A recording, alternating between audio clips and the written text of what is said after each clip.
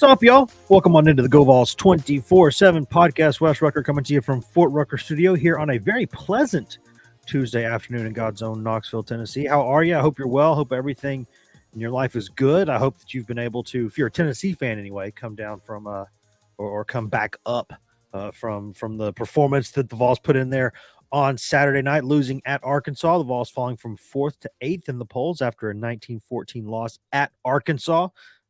A game that we've talked about a little bit, game that we're going to have to talk about a little bit more. It is Florida week, and obviously Florida week is Florida week, so we're going to get to that, and that's where the week is going to transition to. But I still think a little bit of a bow needs to get put on from that performance on Saturday, what it means, how much does it change things, perception. We live in a world where perception is reality, so what's the perception after that? What needs to change? What was a blip? What was not a blip? We got a lot to discuss, and I'm going to talk to the two guys who on the GoVols 24/7 staff were there in Fayette Nam on Saturday night. Patrick Brown over at his home studio, Ryan Callahan down at his home daycare center there. Fellas, how are you on this pleasant, sunny Tuesday afternoon? I'm good, Wes. It feels like fall a little bit outside, so that's nice, and it's October, and college football, man, that was crazy last weekend. Just watching Alabama invade. It was hard to pay attention to what Tennessee was doing in pregame warmups because you wanted to see if Vanderbilt was going to pull that off. And then I didn't even know Miami came back and beat Cal. I thought they were, last I heard it was 38-10, and I randomly checked my phone at about 2 a.m. Central Time, and I was like, oh, they came back and won. A little controversially.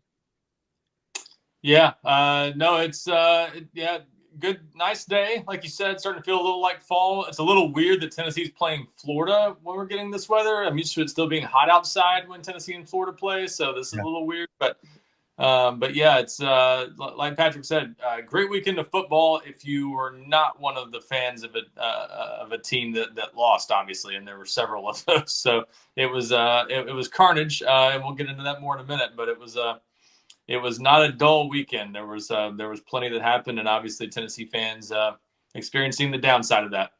Yeah, that had to be a really, really like fascinating character study to sit there and be the fly on the wall of at an average Tennessee fan's house that day, because you go from like, oh, you're thinking, oh my God, could this Saturday get any better? Look at this. It opens with Drinkwitz getting it handed to him.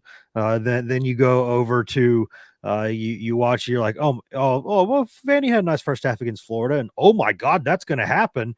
And then it happened, and you're thinking, wow, the door is wide open now. You even have a little bit of wiggle room if you go in there and just take care of business tonight and then come back home for 6 weeks, and it's everything's there for you, right? The golden ticket. And then the game started, and it did not go well. Tennessee loses 19-14 to Arkansas in a game that there for about 7 minutes in the third quarter, maybe you saw, oh, that's kind of what we expected to see in this game, because Arkansas is a solid defense. I wouldn't call it an elite defense, but it's a solid defense. It's got some good players. And Arkansas presents some challenge offensively with some of the stuff they do. Petrino is a known drawer of ball plays who does a really nice job and has for a long time. But that's a game Tennessee should win at any stadium at any point, you would think. But then it just started sliding, and Tennessee couldn't get it back there in the final minute. And my question now is, was that a good team getting caught in the headlights a little bit, got into a game it didn't expect and ended up losing? Or is that a sign to sort of reflect on some things that maybe we should have seen earlier or should have emphasized earlier and didn't? Because I think there's a lot of things are back on the table after a game like that. I think not just because of the result, but because of the performance. Well, Wes, I think time is going to tell. That's the easy answer. And it's going to depend on how Tennessee comes out and plays against Florida. Because, you're going to have maybe games where the other team is just better. And I don't know that Arkansas is just better. They were better. They played better football on Saturday night. I don't think there's any question about that. And to your point about that stretch in the third quarter, it was like, okay, normal service has resumed. Yeah. That was a great Arkansas drive when they came back the other way. I mean, they had a big play to Andrew Armstrong against Jermon McCoy. That's Tennessee's best cover guy, and he was in great position and just gets beat by a better throw and a better catch. I mean, elite throw. And Arkansas continued to make those kinds of plays the rest of the game, while Tennessee did stuff like run into the punter when they didn't need to, or I did, this wasn't really a huge deal. I didn't like the hit that Omar Norman Lott put on Taylor Green. That was not, it was rightly flagged. But Nico missing Squirrel White wide open for a touchdown. I mean, little things like that. The Squirrel White not fielding the punt that cost them 15 yards of field position. That when Tennessee's offense didn't go anywhere, loomed large because Arkansas with the short return was able to start past the 40. So, I think the defense will be okay. I think the defense it will be well enough most weeks. I think Arkansas is probably the best offense that Tennessee's played, but I don't know that there's that many better that they're going to face. I think Florida's playing well right now, but I don't know. I don't know if they're going to be better. Alabama's probably better, but Alabama did some stuff on offense that cost them in that game against Vanderbilt too. So, Georgia didn't exactly put 50 points up on Auburn. So I think Tennessee defense probably comes away with that from that game, not feeling like they have as many questions. Or I should say it this way. I don't come away from that game with as many questions about the defense as I do about the offense. But the offense, if you just go back and review the game, it was, the sport is so nuanced sometimes that, when you're a fan or whatever, and you're mad about the loss, it's easy to just, the offensive line sucked, it's all their fault. But how is it this bad in year 4? Yada yada yada.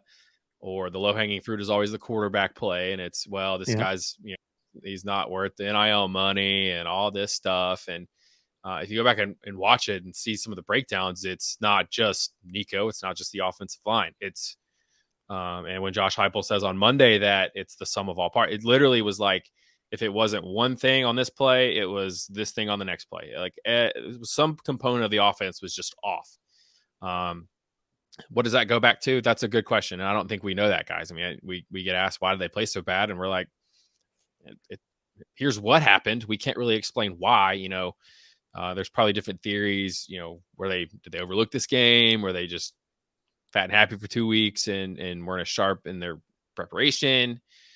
Did they just, was it the environment? I don't think the environment was all that special. I mean, it was loud, but it wasn't any louder than any other places they play in the league. So, question that we're not in the minds of these players and coaches to know why some of these things happen. We just know what happened. And what happened is that Tennessee had a lot of little mistakes from a lot of different position groups and a lot of different players and a lot of breakdowns of a lot of different kinds. And it all, those little things led to a lot of big mistakes and just a poor performance overall. Can it be corrected moving forward? Sure. I mean, we've seen this offense play a lot better this season. We've seen this offense play a lot better throughout Josh Heupel's tenure, Ryan. So while I have more questions about the offense, I don't see anything that's super glaring. Maybe some concerns about the offensive line. But, we spent 2 weeks from between Oklahoma and Arkansas talking about how much they were going to benefit from their starting tackles being back. And I mean, did they? I mean, their starting offense played pretty poorly. Yeah, I mean, it's the nature of the sport, and it's up to Tennessee. I think why their response is so important, because they need to show that was just a bad day at the offense, which happens. I mean, like I said, Ryan, this is the sport. Sometimes it's going to be a little up and down when just the nature of playing on the road at night and this being a bunch of college kids and all these things. And I don't know if Oklahoma or Arkansas was desperate or what, but it all kind of came together and Tennessee played bad and they got what they deserved. They did. And yeah, I mean, obviously the correct answer in the long run is, time will tell.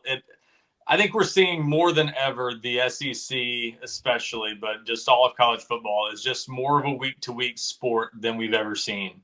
And I think players and coaches have to be more aware of that than ever. You've always had to tell your team, we have to show up. We can't take anything for granted. That's more true now than ever, and I think it's only going to get more that way because this is NIL and the transfer portal are going to make this more of an NFL-like product, and we're already seeing that. I think in 5 years we're going to see it even more. But right now it's a more even landscape. I mean, Texas is the only SEC team with no losses, and we're in the 7th week, going into the 7th week of the season. So I wouldn't have predicted that for sure.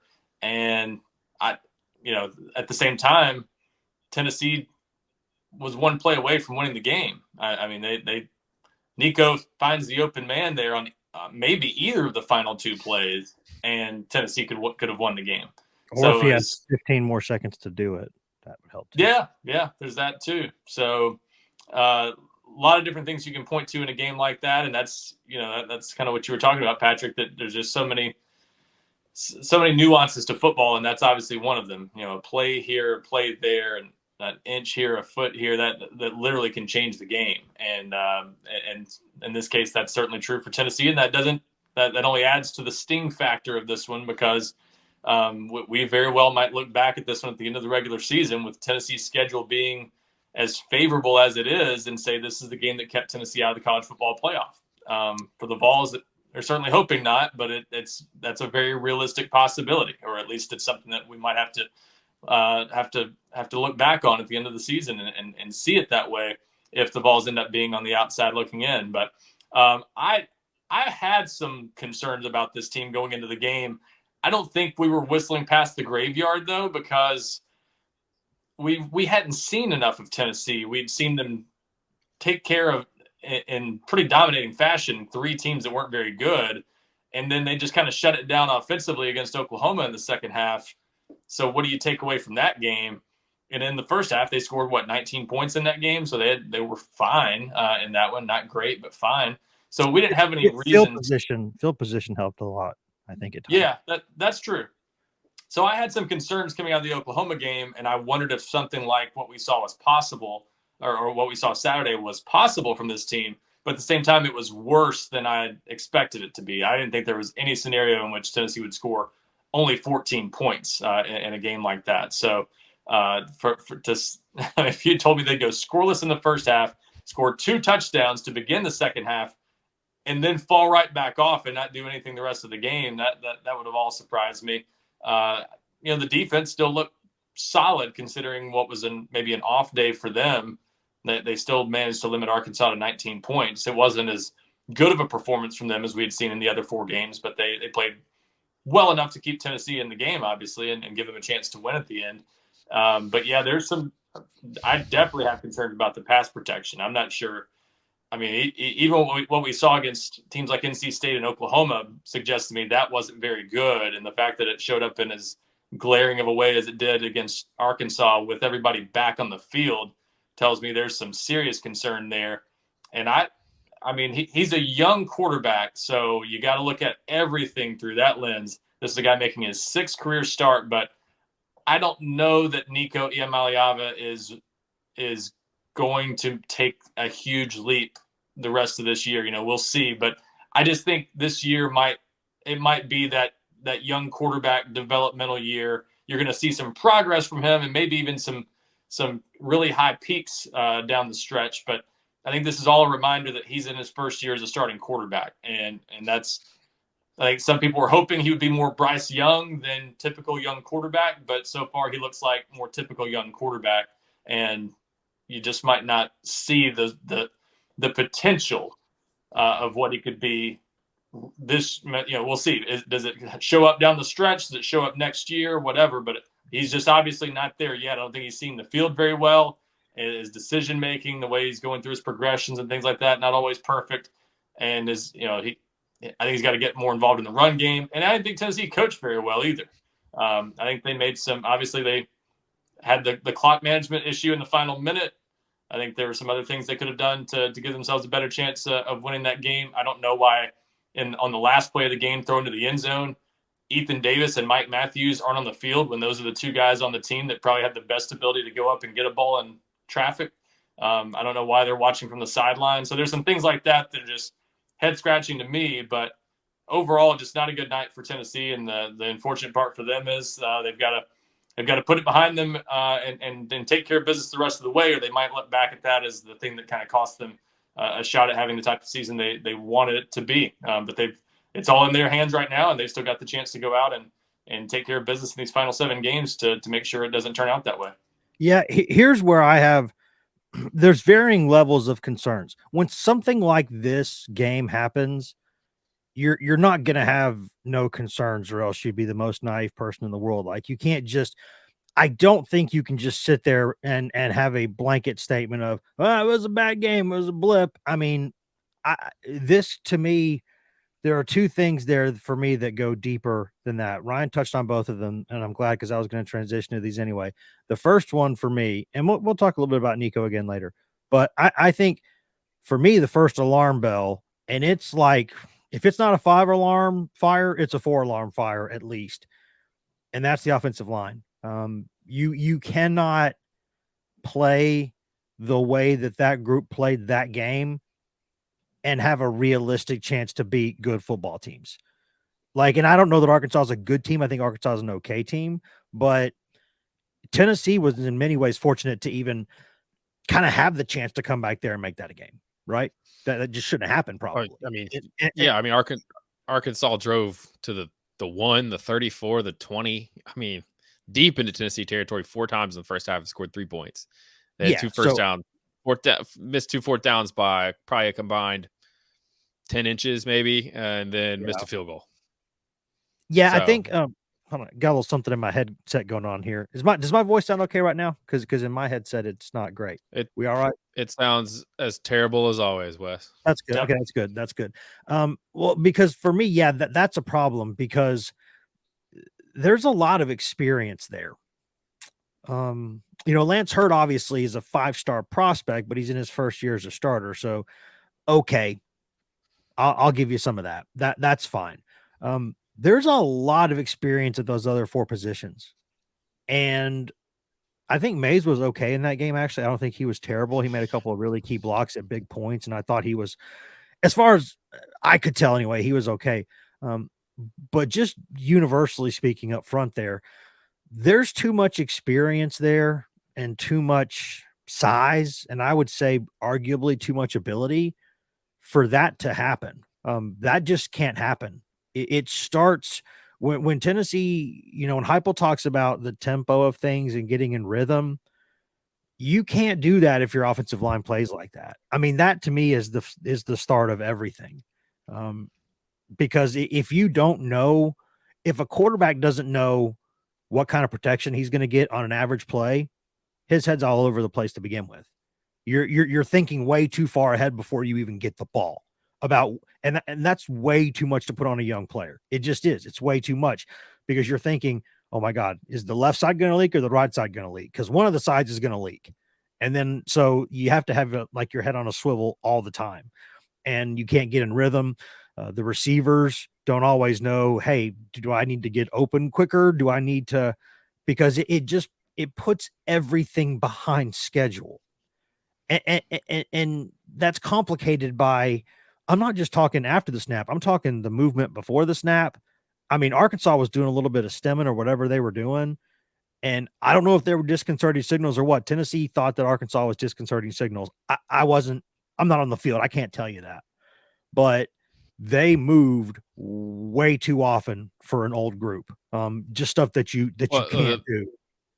The shift got Lance Hurd twice. Now there was an illegal snap later in the game. I don't really recall what happened on that one. Sometimes they call that when, whatever. I don't know. But like Andre Karic going downfield on the first play of the game, like he's got to know better not to do that. Like that didn't even look like one of those RPO deals where like for them, they think, okay, I'm blocking this like a run play, but the ball might get thrown over my head. Like that didn't even look like one of those. Now it might've been, and that's something that, we see after these losses, everybody's a second guessing the play calling, where this offense is so read based, and there's different things built into different things where, Nico is either handing the ball off or pulling it and throwing it based on what the defense is doing, how it's aligned. I think the biggest concern just in terms of moving forward is that they've got to get better play at offensive tackle. And, we probably wouldn't have said that a week ago, but I mean, if we're being honest, some of the, I don't want to say effort necessarily, technique, some of the clips of Lance Hurd in this game were shocking. How is, I mean, and they got an issue there if that's what they're going to get. I'm not going to, I don't need to sit here and pile on. Enough people are doing that. But like that, I mean, that can't happen. And, John Campbell's getting pushed around and thrown around. I mean, Landon Jackson's a very good player. Let's give him some credit. And, as I mentioned earlier, Arkansas made a bunch of plays. Arkansas's defensive line played really good in this game. They did a lot of things to Tennessee's offensive line that we normally see Tennessee's defensive line doing to other offenses, where they're just pushing guys around. They're resetting the line of scrimmage. Right. I mean, we saw that a lot in this game. And so, that can't happen. There was a third down blitz that, or I think it was the second quarter, that I guarantee you Tennessee's offensive line has seen in practice, because I've seen Tennessee's defense do it, where they mug the linebackers up to create like a situation where, okay, the 5 offensive linemen and the running back are thinking, okay, there's 6 guys up here. We each got to pick somebody up. Well, then the linebackers bail and you turn a guy loose. Like that can't happen with, on the right side of your offensive line, where you end up with Javonte Spraggins literally blocking no one. Like those guys have seen those blitzes enough. They've also saw that blitz 2 years ago against Georgia. And Georgia got about 4 sacks off of it, where they no one blocked the guy coming in over the slot. So, I mean, yeah, I again, was it a bad night? We've seen this offensive line. There's been a lot of discourse about it.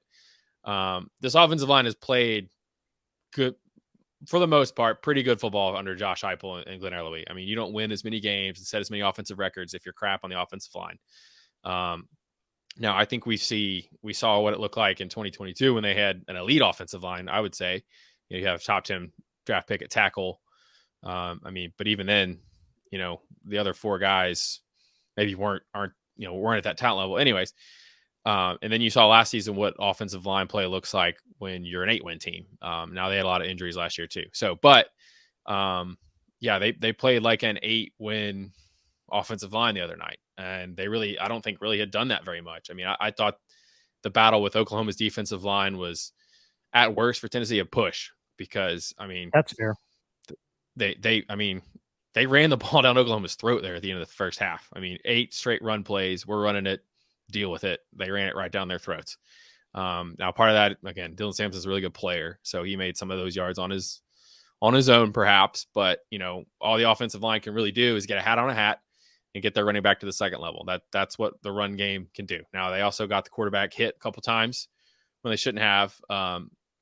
But I think they've got to just play better. I mean, Lance Hurd has got to play better. I mean, he's got to get back on track. I mean, the last 3 weeks with all talk about him not playing against Oklahoma, and then he goes out and plays as poorly as he did. He's got to get back on. He's got to play better. I mean, that's just bottom line.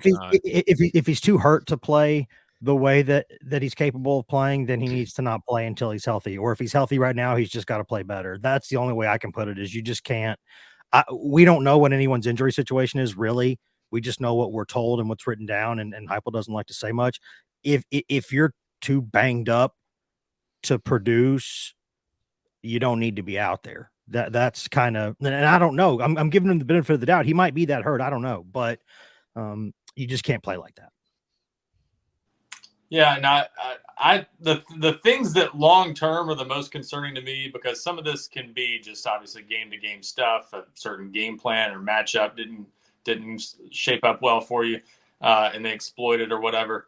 And some of this is Arkansas threw something at them and we've heard this before from Tennessee's play. I think you're going where I'm going in the second segment with this, but go ahead. Yeah, because they threw something at them defensively that they weren't totally prepared for, and that's come up repeatedly. So maybe some of this is, and that's another one of the things that I'll save that discussion for the second segment then. But that's another one of the things that long term I would worry about, is being able to adjust when people throw us what's become a little bit of a trend, a certain kind of defense at you. But offensively, I came away with concerns about how much better they can get at tackle. Because, again, we've seen those guys play better, but it's been a little between John Campbell's chronic knee issue and just and the way he and Lance Hurd played Saturday night. I'm not sure how much better the tackle situation is going to get. We know they're capable of better, but are they going to get that from them this year when they need them? And the other thing is, I'm not sure. I came away from that game Saturday not really knowing how good Tennessee's passing game can be, because I'm not sure how dynamic they are at wide receiver outside of Dante. I still think they're more dynamic than they're. I think they can be better than that. And another my big Ryan, I'll just add quick on the receivers. I wouldn't maybe bump their grade up from the report card that I gave. I think I gave them a D. I think there were more guys open than it appeared. But to your point about them being not dynamic, just not a lot of yards after the catch. Right. And if you're going to have to throw a lot of short stuff, like they're, like they do, and like if they're going to continue to get these 3-2-6 defenses with the corners and the safeties bailing and taking deep part of the field, you're going to have to those comebacks. You're going to have to take them all day, and you're going to need guys to make a guy miss. And I think that's probably is that what you're getting at, Ryan? Yeah, that's the big thing. Just I don't see people besides Dante Thornton making a whole lot happen after the catch. They went repeatedly to Squirrel White, and he made several catches, but nothing coming from it. They tackled him pretty consistently without giving up a big play, and that's not what we've seen in the past from Tennessee's offense. So I think they're missing some of that explosiveness. And obviously, if they have to play without, I think Brew McCoy, it sounds like try to play through his injury maybe, but if they have to play without Squirrel White for a little while, that's not going to get any easier. So, but yeah, I came away with concerns about how good they are. But another one of the sort of nuances, though, that you referenced, Patrick, one of the big things in this offense is option routes. And without knowing, is Nico not throwing it quickly enough? Because I think that was one of the low key things that we were not making a big deal about the first few games, because young quarterback, they're still winning, doesn't matter. But I think Nico was holding the ball a little too long the first few games anyway. This time it hurt him a little bit more. They had 4 sacks. They're not finding guys when they're open, to your point, Patrick. So is it that? It could be on the quarterback more than the receivers. But, option routes, receivers have got to make the right reads, and they've got to be on the same page with the quarterbacks when they make those reads.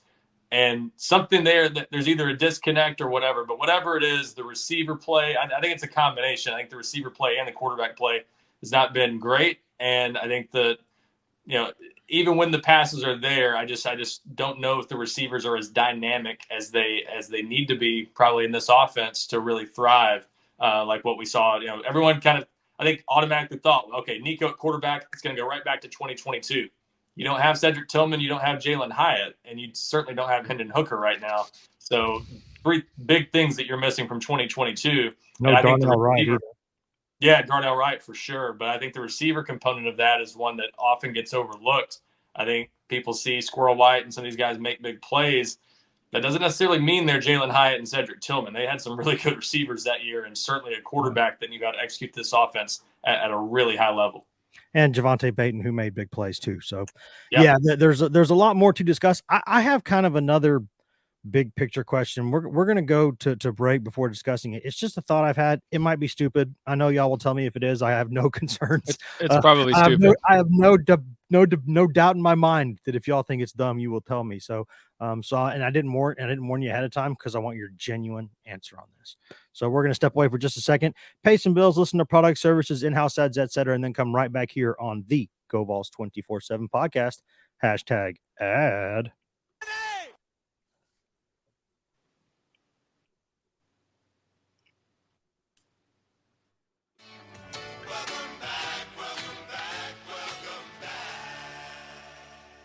Welcome back to the GoVols247 Podcast, brought to you by whatever products, services, and in-house ads you just heard a moment ago.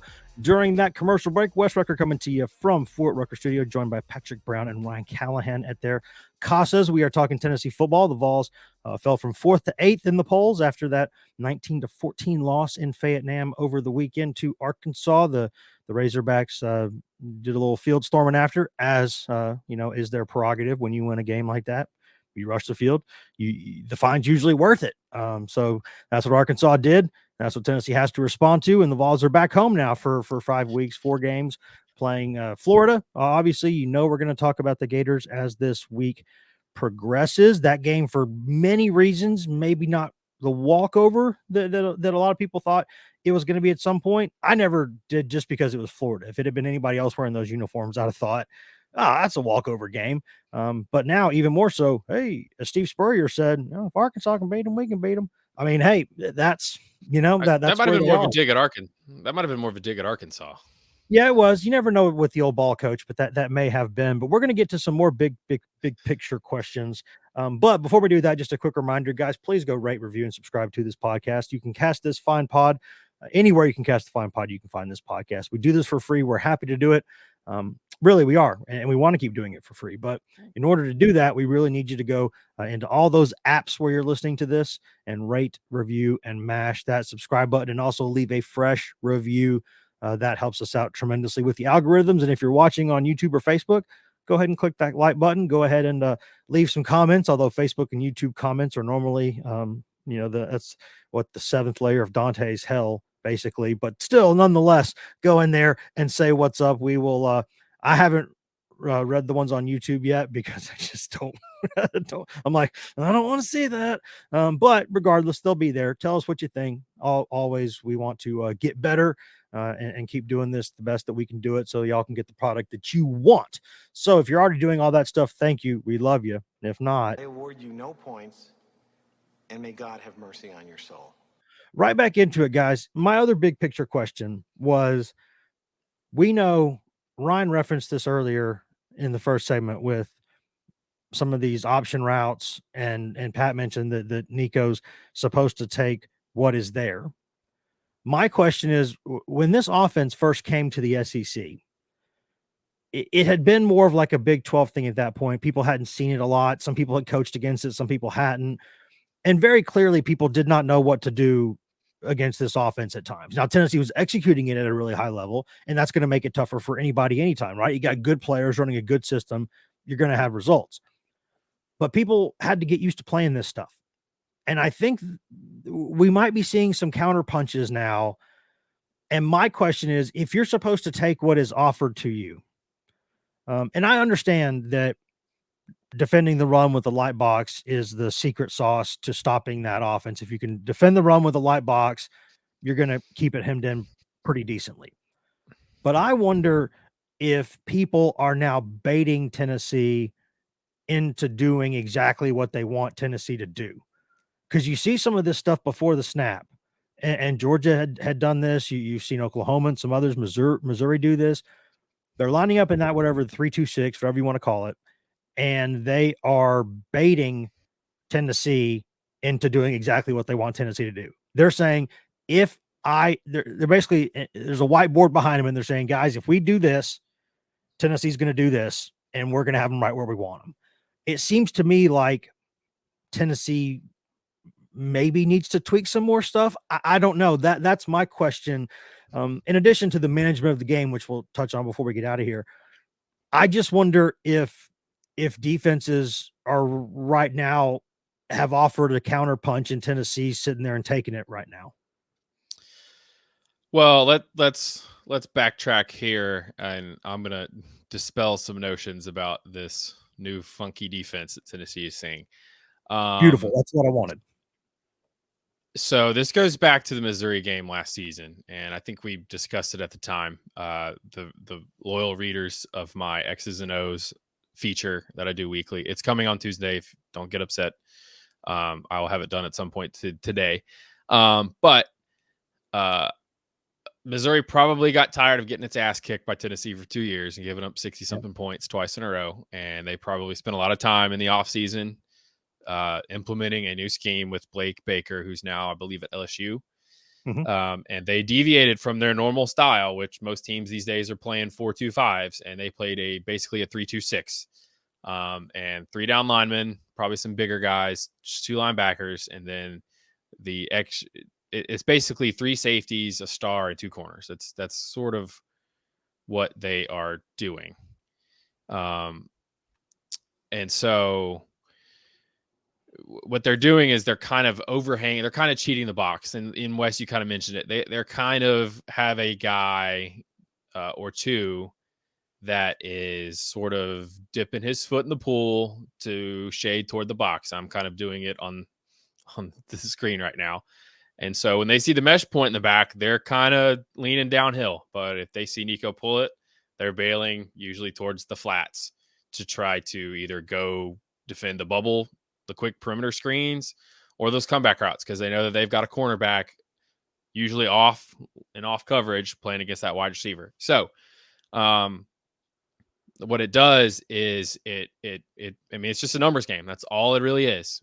You're trying to add more numbers to the box than Tennessee can block up front. And so then you're also trying to have numbers outside where in case you need them there. So that's what Missouri did. And that's what Oklahoma came out and did and played the entire game. Arkansas did not. I think their defensive coordinator, Travis Williams, told Brandon Marcello of 247 Sports at CBS, who was at the game the other night, that they ran it 60% of the time, and he made it sound like they put it in that week.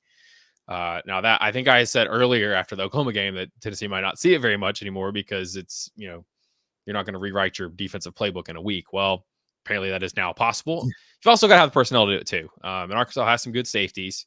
They've got some good players at that position that, and probably some older guys that can adjust and be able to handle it. So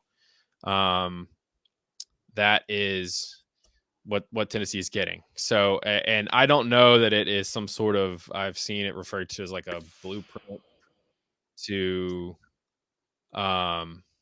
shut this offense down. I don't know that I buy that just yet. Now, can Tennessee play against it better? Yes. I also want to say that what NC State played is not the same. It's a 3-3-5. They got 3 linebackers on the field. It's a little bit different.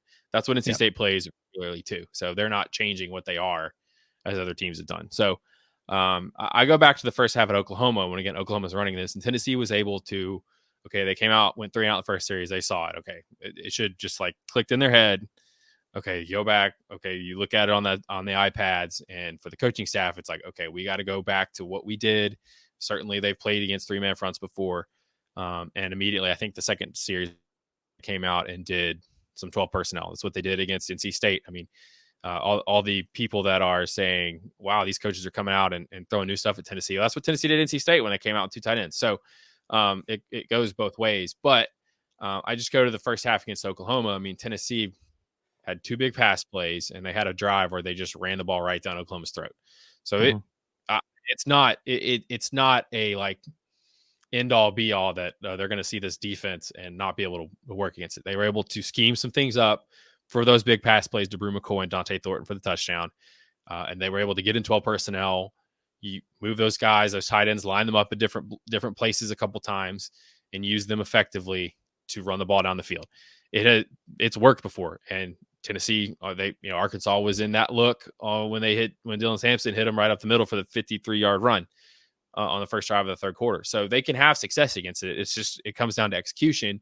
Now, do they need to maybe come up with some other, to your point, Wes, do they need to come up with some other counters now that I don't want to say the book is out, but now that there is something that teams can copy and they are starting to copy, do they need to come up with more counters? Absolutely. I don't think that's an unfair thing to say. What are those counters? I don't know. They're not paying me $9 million a year to figure that out. Yeah, so. that's what I always say too. Like we're not. It's easier for us to sit here and say, "Hey, that car don't work," but I don't know how to fix it. But that car don't work. So I mean, that's not what we're paid to do. I don't know. And to your point earlier, I don't think Georgia's done it. I think Georgia's pretty much stuck to what they've done, which is we're going to control the box with 4 defensive linemen, 2 linebackers. Our dudes you can't handle. Yeah. Right. And our corners are going to get in your face and good, try to handle all of it. And Tennessee hasn't been able to. So, again, I think it all ultimately boils down to, and we go back to the Missouri game and the Arkansas game, if you don't win up front, it doesn't matter if you're playing a 6-man front. If you can't block the other team and get a hat on a hat and move the line of scrimmage and open holes and get your running backs to the second level, it doesn't matter what you're facing. So that's the dilemma. That's maybe the common theme, other than, okay, they lined up this certain way. Yeah, it was the same, but Tennessee, again, they had some success against it in the first half against Oklahoma. I think that's a good defense that they played, and they were able to make some adjustments to what they saw and produce some results. They obviously did some adjusting at halftime because they were able to come out and go right down the field twice. They love to pull the tackles, I think, against this front from what I've I don't want to say studied because that makes me sound like a nerd, but from what I've seen when they you've done your own research. They like to pull tackles. I think we saw him pull Cooper Mays and Javonte Spraggins on a play in the red zone too. So they threw some different things. They clearly adjusted. Darrell Sims on Tuesday said that they came out and adjusted and had everything going in the same line to make the point earlier that they had so many different pieces just off here and off there that once they had everything aligned, the offense looked like it was supposed to. So will they continue to see it? I think Josh Heupel probably thinks that they will, and he said as much the other day when asked about it. So if Arkansas's defensive coordinator can see it and say, hey, we're going to put that in a week, we're going to work on it, we're not going to play it all the time, but we're going to play it some, then other teams are going to find a way to do it too. So that's something that Tennessee's just going to have to get ready for, and they're going to have to, like I said, and as you sort of suggested, Wes, they're going to have to counter what these counters have been, and they're going to have to find different ways to get around it. And they're going to get their players to execute what they do know how to do against it. So that's my question. That's my question, Pat, is it seems like they are begging, like they're showing Tennessee, they're backing off on the edges at corner and saying, hey, you want that short pass? You can throw that short pass. Hey, it's right there. You want to throw that? Well, and Nico's been trained to, you see him off, that's where you're going. And so he's going there.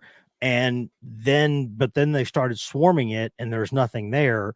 And I understand that play is also run to set up stuff later. I get all of that, but it's like, well, I think the perimeter stuff is what you're talking about, right? The quick throws to the behind the line. Yeah. I mean, those are generally like, okay, if you see one guy off there or two guys, then you throw it. It's just like you're trying to get a one-on-one out there. I'm thinking more of the comeback routes, and those are so timing based that if your quarterback feels pressure for a second and holds the ball a split second too long, as sort of maybe Ryan suggested in the first half, then that defensive back's coming down, and now you can't go there. And I thought the dig routes were open a little bit more than Nico threw the other night. Just the simple. It basically, this kind of defense, if when they see pass, they're kind of bailing into a zone. And at that point, you got to find a soft spot in the zone. And there was a play, I think there was a play the other night where they actually brought Nico Slaughter off the slot, and they had Squirrel running a dig right into a big open vacancy.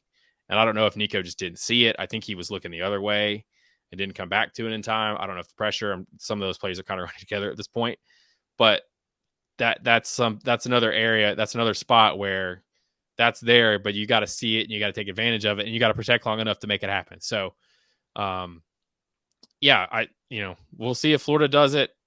And if they came out with this, then I don't think it would surprise anybody, but, I mean, I just think that it's not like some deep soul searching thing. They just got to find some answers, and they've got to execute those answers when they call them.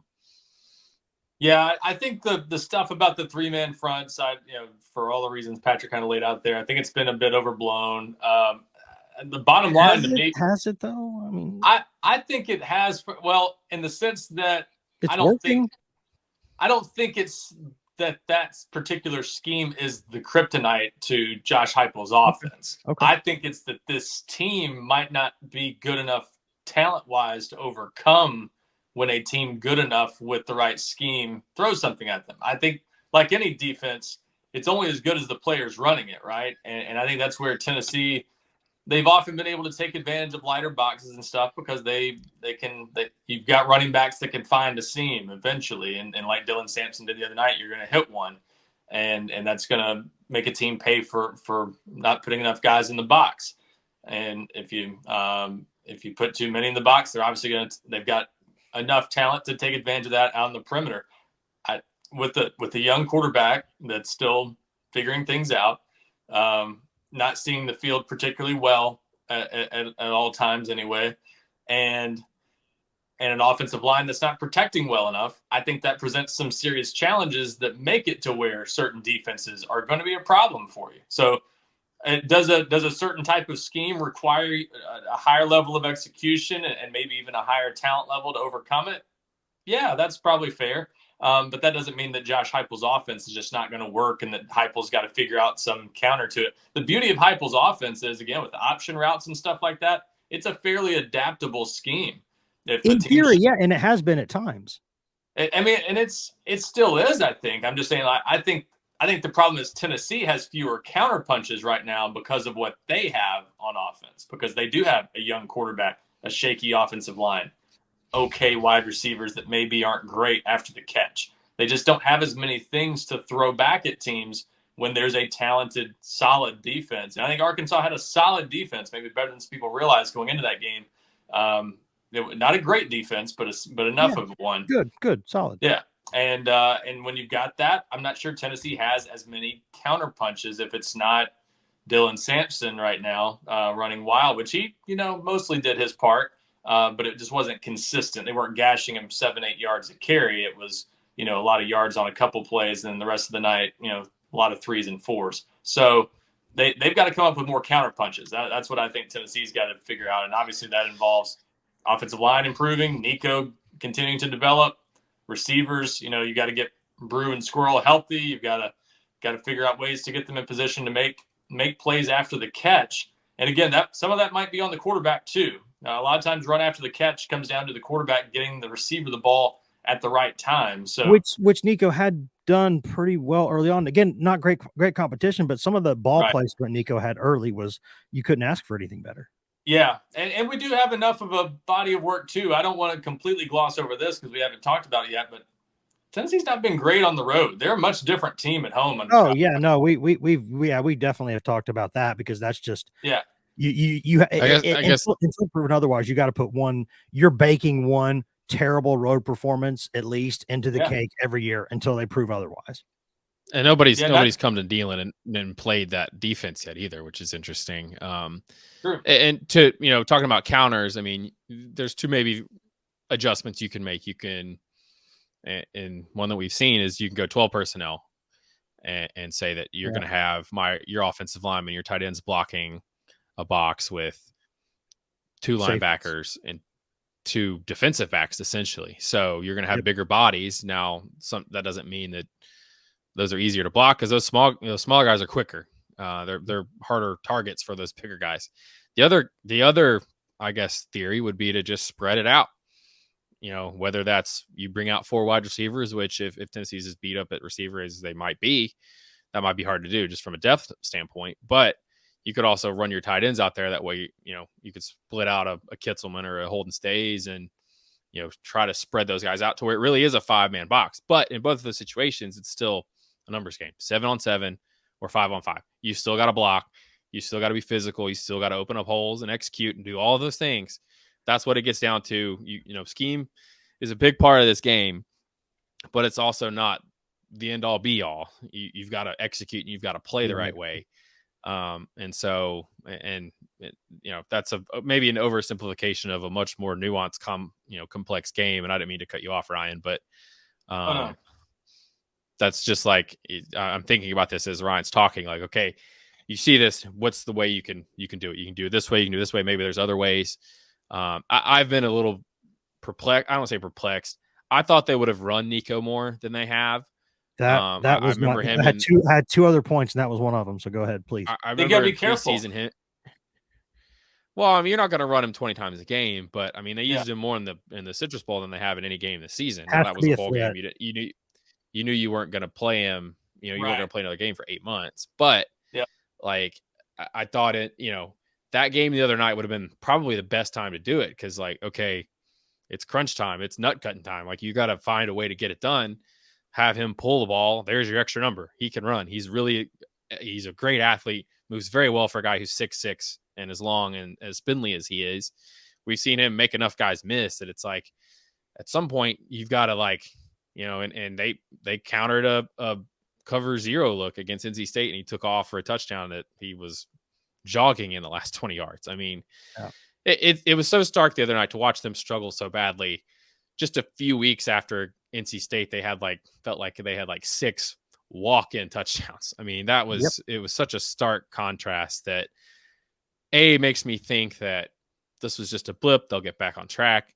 But as Ryan has pointed out, and as we've discussed, there are some things that make you say that, is that going to hold up against an SEC schedule for the entire season, personnel wise? And, we'll just have to find out as they go through the rest of the schedule. Yeah. Go ahead, Ryan. I was saying that, and I'll tell you as we start to look ahead to Florida a little bit, because obviously this game becomes hugely important for Tennessee. Whereas I think the Vols a lot of fans were looking at kind of glossing over this game. There's more about Alabama a couple weeks ago. Florida's a foregone conclusion. I don't think a lot of fans are glossing over the Gators. I don't think they're too. Maybe the 20-year-olds triggered in them. Yeah.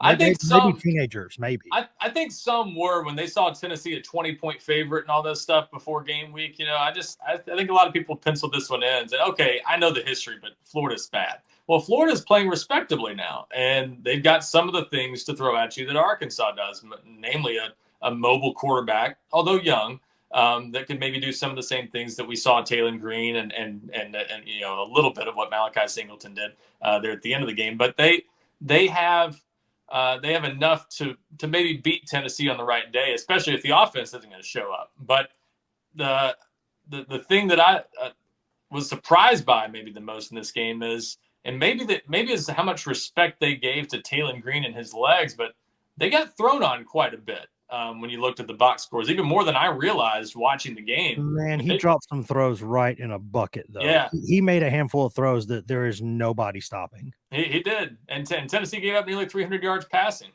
So I think that secondary, we'd asked that question, is this secondary that much better, or have they just not faced anybody yet who could challenge them? And maybe we have a little bit more of an answer on that. Now, obviously, that goes hand in hand with the pass rush and all that stuff. Is you can't just look at one, but the secondary got passed on a little bit more. So I think we've seen that now, and I think some other teams will probably be able to, the Alabamas and the Georgias are probably going to be able to produce a little bit more than. I just saw more gaps to me, it was more gaps in zones than guys getting beat, though. I didn't see any true. Man, he got dusted. I didn't see that very often. I saw bad communication on zones. Right. There were the two throws. There were the two throws over McCoy. That I mean, what can you do? I mean, you're going to say if you're Tennessee, you're saying be taller. That's all you can do is be taller. If you're Tennessee, you're saying Taylor Green. If you make that throw more than once, then hats off to you. There was the whole shot that Will Brooks lit the guy up on. They held on the ball after that guy dropped the pass. That again was a great back shoulder throw by Green. Maybe he was just locked in. I don't know. There are, I guess, some people in Arkansas were like, this guy he's either like dynamite or he doesn't see a guy that Tennessee completely lets loose, and he would have, would have been a walk-in touchdown, but he looked this way the entire time. Like that maybe that's kind of how he is. But right, yeah, I mean, other teams have backs and receivers that can make that kind of play too. So right. Yeah, well, I mean, my last thing then, because I agree, though. I think that's a good point by Ryan. I just, to me, it was the zone communication or zone awareness that was an issue there. Yeah. That was something that's sort been of an issue for a while. Yeah, that's like if that's going to be like that, you're going to just have to play more man. If you get beat, you get beat. You just can't leave zones open. Yeah, I'm not saying they're trash. They're definitely not. But I just think that's worth noting that on a night when they give up a few more yards in the run game. Arkansas just had some offensive success against them. One of the big things was the secondary got thrown on more than we've seen to this point. So we'll see what that means for future games, but it's at least worth noting this team's maybe a little what the fears people had going into the season. I still don't think it's not as bad as people thought it might be, but there were some cracks there where you could say, okay, a good passing offense is probably going to be able to find some success against this secondary. Well, the other thing, this is the last point I had anyways. Well, for me, if y'all have more, please add on. But I think I'm not going to call this like a huge alarm yet, but it was concerning to me that game. I thought the days of this staff looking kind of or calling like a deer in the headlights were gone. There was an element of that in that game. I think, listen, when the ball gets kicked off, you make all these great plans for a week or longer, and then the ball gets kicked off, and then it's chaos, and then you have to manage it. And we've seen Heupel get into his bag and make some unbelievable calls and decisions, not just on offense, but when to do this, when to not do this, special teams, when to back off, when to go, when to take a risk, when not to. In that game was just a series of management issues that to me were really problematic for a team and a program that wants to be in the college football playoff. Like, it just went wrong and it kept going wrong. And the way that the clock was managed to me that's just bad. Like, you can't, that is your job as a coach. You put your team in the best position you can put it in to win. And if the play doesn't get made, the play doesn't get made. But your job is to put the pieces on the board in the best place for them to go have success. And that fundamentally did not happen in that game. That it fundamentally did not happen. And I think we're being naive if we don't mention that. Now that's just my opinion, but that just was like, what are y'all doing? Why is this happening? And that was like, you could see it in real time. It was sometimes like looking at one of those, like watching a car hydroplaning on a slick road, and you're like, oh God, oh God, oh God. It seems like it's going in slow motion and it's going to be a bad thing. That's what it looked like. Well, what decision, what management are you mentioning? Obviously, we know that the timeout in the final minute, Heupel admitted on Monday he should have taken it, and he did, because if for no other reason than to preserve time, you get a chance to, after that big play, kind of reset your offense and say, okay, here's what we need to do. We can still throw. We don't have to throw the end zone. Obviously, that was a play where he absolutely should have taken a timeout, and he admitted as much. Are you talking about some of the fourth quarter, like not letting the clock run down? See, my thing is, like, it's a 1-point game. You still got to run your offense because you're only up a field goal. That was my. You do. I think you have to run your offense, but we've seen Tennessee do this thing where it gets to the line really quickly, and then it sees what the defense is in and make some adjustments, tweaks. Like they left. I mean, they could absolutely have run another minute off of that clock without batting an eye. And if you're gonna say, like, okay, they should have slowed it down, then you can't be like, well, why didn't they run tempo the entire game? Like, you kind of have to pick. No, why not? Why not? I'm just saying, like, I mean, I think you have to read the board as it's thrown out to you. And I didn't think that. And some of the decisions on when to call what, when not to, having to burn a timeout early in the third quarter, when at that point maybe it's not the worst thing in the world to take the penalty there. They should have burned a timeout on the first play of Arkansas's game-winning drive when they were running their 11th guy out there as the ball's getting snapped. Yes, that was I don't know that. And again, we don't know if that's on this. Right. Yeah. Go ahead. Yeah. No. I think what you're saying is some of this is absolutely on the players too. I just think, for me, at the college level, you afford more luck. You afford more opportunities for mistakes, right? Or you afford more grace towards some mistakes that are made, because these are not professionals, whose entire job is playing football. These guys are going to class. They're doing other things. They're young people. And so they're going to make more mistakes. But Tennessee, just, if you had watched that game, would you walk away thinking this was a well-prepared, well-coached football team? You absolutely would not. You just wouldn't. And that, at this point in the development process of this program, that's a huge disappointment to me. And again, if it's a blip, it's a blip. They got to go prove that. But for me, that's one of those things where you can really judge a lot of things in life by when things are not going well. What are you doing about it? How are you handling the storm? Another head scratcher for me, and it's maybe not as big of a deal as some other things in hindsight and with where it was on the field, but why not let Max Gilbert try a long field goal there right before halftime? He kicked 60-yarders in pregame. And if you're worried about the block maybe going the other way for a touchdown or something, like, then all of a sudden, and we're starting to see this now, Heupel, as you grow as a coach, you get to a point where you become a little bit more risk averse in some situations because you trust your defense, you trust other things. I understand all of that. But what made Tennessee so dangerous to play for a couple of years there wasn't just the pieces on the board. It was the aggressiveness of the guy pushing the buttons. He was taking the initiative and throwing it on the opponent. He was throwing it in their face and making them make plays. And if they made those plays, they'd beat you. They'd beat Tennessee. but Tennessee was like this scrappy little group that was just throwing haymakers at your face from the beginning of the game. And that level of aggression, I think Heupel gets caught of two minds here. And there were times in that game where you could just tell he was alternating between, aggression on the point of recklessness and then conservative to the point of bad. And he just did not read the field. That was like a general reading the battlefield, just did not read it well. And it was a bad night. Yeah. Well, is this the point? Is this the time where I point out that they were about 2 inches away from getting a safety out of that sequence? Oh, absolutely. And then he looks like a genius for trusting his defense. Yes, so yes. I understand margins are fine in this game. Well, they're fine, but that's what the margins are fine, and that's what makes the decisions even more important. And that's, I mean, here's what I'm saying. Like, I don't want to be overly critical, but I think when you as a coach state that your goal is to win championships, you have stated that. You have come out publicly as the coach and said this program should be winning championships, should be competing for championships. When you do that, the expectations placed on you are going to be larger, like best in the game large. Like, are you elite? Are you one of the best?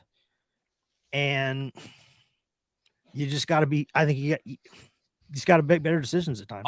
Also on the clock thing, because I agree. You got to keep running your offense, but Tennessee got the ball with 4:05 to play, and they ran, according to the box score. Now I know there's some shoddy scorekeeping the other night.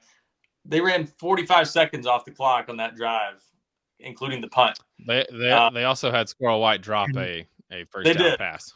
They did, which you can't really account for it, and that's the play he got hurt on. So don't really. But if you're going to play conservatively, this is where I think Wes is right. I think Josh Heupel was torn between doing what he always does and playing conservatively. If you're going to play conservatively in this game, you got a 1-point lead. Trust your defense, knowing the starting quarterback's out.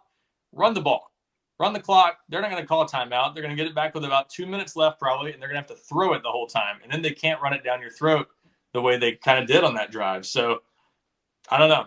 There's a lot of things you could second guess. That to me is one of them though. Like, why not just go all in on the conservative approach there? Yeah, and I know we got to get out of here for time because we got some stuff we got to get to. But to me, it's like that moment where you watch a kid grow up a little bit, and like you have like your face when you're like in your teenagers, and then you have like your adult face, and they're different. But then you have that time in between where you're growing, and so you're like, well, that's not your adult face quite yet. I wonder if it was like in that moment, like you're still this, but you want to be that. And it's like, you're just kind of awkwardly in the middle. And I would suggest whichever way you're going, just pick a lane and do it, because I mean, that's what made Tennessee that element of uncertainty that you never knew exactly what kind of crap they were going to throw at you, but you knew it was going to be something. Bring some of that back. Be aggressive. If you coach with a pair, your team plays with a pair. That's always been my philosophy. Well, final thought for me on that though. I think what made those teams special and allowed Josh Heupel to be aggressive. The problem is I'm not sure this team's very good at those things, and so this might be a team that forces you to just take a more run-oriented view the rest of the season. You got two good running backs. They're the best thing you got going on offense right now. This might have to be a team that goes as far as Dylan Sampson and Deshaun Bishop and Nico to a degree can take them, but Nico just might not be the guy that throws 40 times a game and chucks it all over the yard this year. What about adding more Mike Matthews, maybe? I mentioned early in this podcast, I would have had Ethan Davis and Mike Matthews on the field for the final play. He got there 14 plays, had to play, but yeah, you'll have to see more of him now. But yeah, I'm with you. I'd get him out there. All right. Well, Pat, you got anything else? I know that we're stretched for time here on what we got to go do, but is there anything else that you wanted to say that you did not get the opportunity to say so far? Nope. We're on to Florida. There we go. As Bill Belichick would say, on to Florida. And that will be the point of discussion in the podcast going forward this week. But this one needed a bow, and we had to slap it on there. We slapped it on the bottom, and onward we moved. Thanks for being here, Pat. Thanks for being here, Ryan. Thanks, guys.